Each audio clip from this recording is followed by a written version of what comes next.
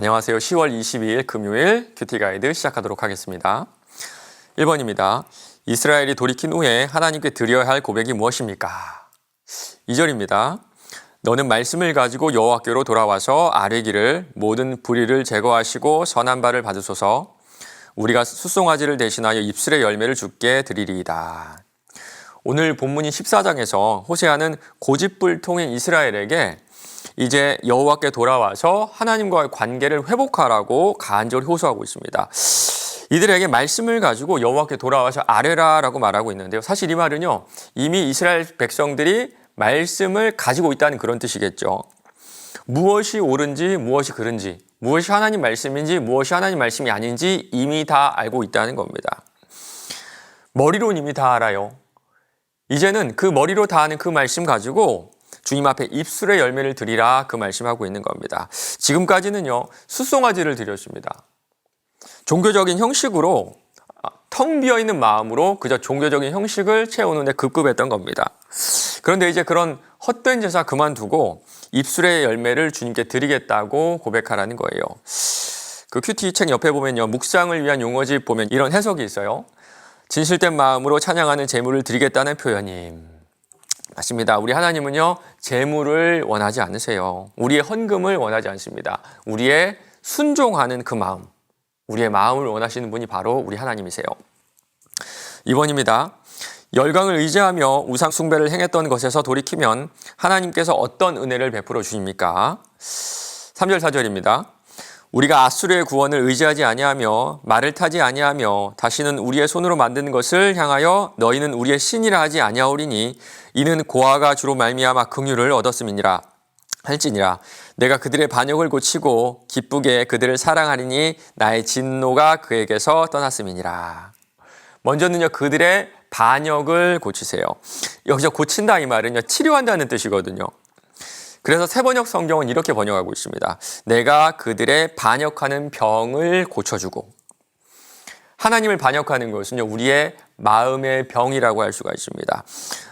치료해도 또 걸릴 수가 있고, 치료해도 또 걸릴 수가 있고, 치료해도 또 걸릴 수가 있는 그런 병인데요.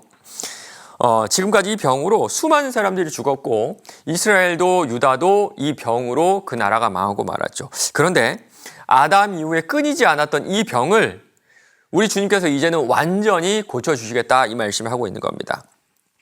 두 번째는 사랑하시겠다고 하세요. 그것도 기쁘게 사랑하십니다. 그 사랑하신 이유를 이렇게 말씀하세요. 나의 진노가 그들에서 떠났음이니라. 살다 보면요, 다른 사람들에게 화가 날 때가 있죠. 또 똑같이 저희 아이들에게 화가 날 때가 있습니다. 그런데 제가 다른 사람에게 냈던 화가 풀린다고 그 사람을 사랑하게 되는 건 아니죠. 그런데 반대로 아이들에게 화가 풀리잖아요. 그럼 자연스럽게 사랑하는 마음으로 제 마음이 옮겨집니다. 맞습니다. 하나님의 진노가 사라져서 우리를 기쁘게 사랑하신다 이 말은요, 우리를 당신의 자녀로 여기고 계신다, 그런 뜻이에요. 3번입니다. 하나님과의 관계가 회복된 이스라엘에게 주어지는 축복이 무엇입니까? 5절에 나온 이슬은요, 이스라엘의 주요 물 공급원이었습니다. 이스라엘은 좀 메마른 그런 땅이었잖아요. 그 땅에서 이 이슬이 식물들의 주요 물 공급원이었다, 그런 뜻이에요.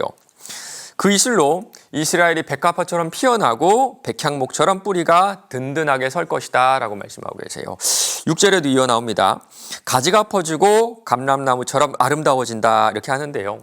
감람나무는 힘과 번영의 상징입니다. 또 7절 보면요, 에덴 동산을 우리가 좀 떠올릴 수 있을 것 같아요. 그 그늘 아래에 거주하는 자가 돌아올지라 그들은 곡식같이 풍성할 것이며 포도나무같이 꽃이 필 것이며 그 향기는 레바논의 포도주같이 되리라. 다른 것을요, 아무것도 요구하지 않으세요. 하나님은요, 당신과의 관계가 회복된다면 이 모든 것들을 우리에게 선물로 주신다 약속하시는 겁니다. 그런즉 너희는 먼저 그의 나라와 그의 의를 구하라. 그리하면 이 모든 것을 너희에게 더하시리라. 예수님의 이 말씀이 떠올리는, 예수님의 이 말씀을 떠오르게 하는 그런 구절이죠. 4번입니다. 이스라엘을 고아라고 표현한 이유를 살펴보고 하나님께서 베푸신 긍휼로 이스라엘이 회복되게 될 위상은 무엇인지 묵상해 봅시다. 가끔씩 TV에서 이 부모가 없는 아이들을 보는데요. 그때마다 참 불쌍하다는 생각이 듭니다. 부모에게 버려진 아이들, 그 아이들 보호하는 곳에 가면 아이들이 울지 않는다 그래요. 어차피 울어도 달래줄 사람이 없고요. 어차피 울어도 위로해줄 부모가 없기 때문에 아이들이 울지 않는다 그래요.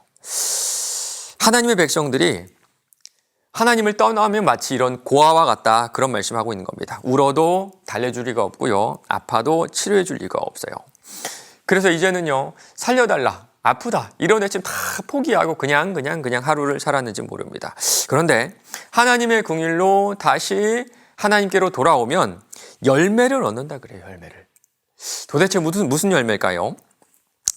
8절 보니까요, 하나님은 당신을 푸른 잣나무라고 표현하시죠. 잣나무는요, 사시사철 푸름을 간직한 그런 나무잖아요. 우리 하나님은 사시사철 그 푸름을 당신의 백성들에게 아무 대가 없이, 아무 이유 없이 나눠주세요. 맞습니다. 다른 건 없습니다. 우리에게 생명을 나누신 부모님처럼 다시 하나님의 자녀로 우리에게 영적 생명을 불어넣어 주신다는 거예요. 5번입니다. 나는 고난을 통해 하나님께서 깨닫게 하신 죄와 변화가 있었습니까? 믿음 안에서 새롭게 조성될 나를 위한 경건 훈련에 대해 생각해 봅시다.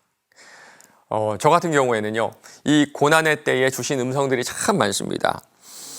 이 고난의 때를 통해서 지금까지 끊어내지 못했던 죄도 끊어냈었고요. 또 그것을 끊어냈을 때 이 시간이 얼마나 유익했는지 깨달을 수가 있었어요. 맞습니다. 우리 하나님께서 주시는 고난에는요, 분명한 목적이 있습니다. 그리고 분명한 끝날 시기가 있어요. 우리가 목적을 아는 순간 그 고난이 다 끝나버리고 맙니다. 혹시 여러분 가운데 지금 여러 고난의 상황 가운데 계신다면 그 음성에 귀를 기울여 보시기 바랍니다. 그 말씀을 듣는 순간, 그 고난의 목적을 아는 순간 그 고난이 끝날 줄로 믿습니다. 오늘 하루도 우리가 하나님의 자녀라는 위상에 감사하며 하나님과 더 깊은 관계로 맺어 들어가는 저 여러분 되시기를 주님의 이름으로 간절히 축원합니다.